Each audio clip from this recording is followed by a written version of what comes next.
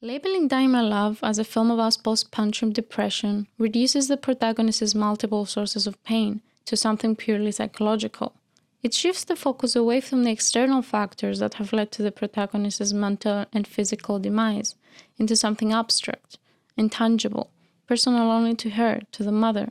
But Ramsay uncovers the mild horrors of motherhood, where the mother is not only responsible for the baby, but for everything and everyone else that surrounds her. She's left trapped, struggling to feel like a real person, a woman, sexually and physically, and unable to practice her writing. So what are those external factors that we should be focusing on instead of attributing it all to her troubled mind and body?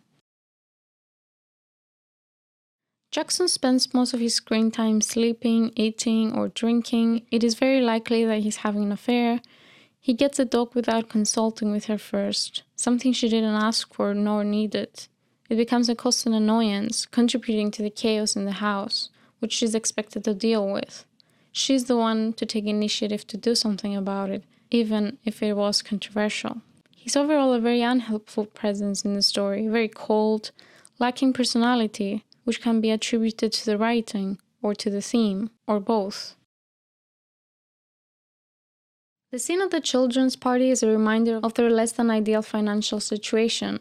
Snarky comments arise out of people who look down on her, both as a mother and a partner. The superficial chit-chat is accompanied by backhanded compliments, disingenuous interest in Grace's life, and a condescending outlook regarding her writing. Even when Grace is in the hospital, she ends up comforting her crying boyfriend. Even though Men's own mental health is as valid as anyone else's, his panic attacks are inevitably something Grace has to deal with on top of everything else. She cares for the baby more than anyone else, evidently. She's the only one shown taking the baby for walks and getting out of bed late at night to calm it down and feed it. She also pampers her own mother-in-law sympathetically. She's the one shown spending time with Uncle Frank, not only connecting with him, but assisting him with tying his shoelaces. Grace's relatives tried to help her throughout the pregnancy and after with advice on parenting styles, like letting the baby cry out, starting yoga. All feel superficial, outdated, and possibly even harmful. The intentions are good, but once again, they seem to undermine the mother's own decision-making and capabilities. Ramsay herself clearly stated in Sight and Sound that her film is not about postpartum, although it is a very reasonable reading.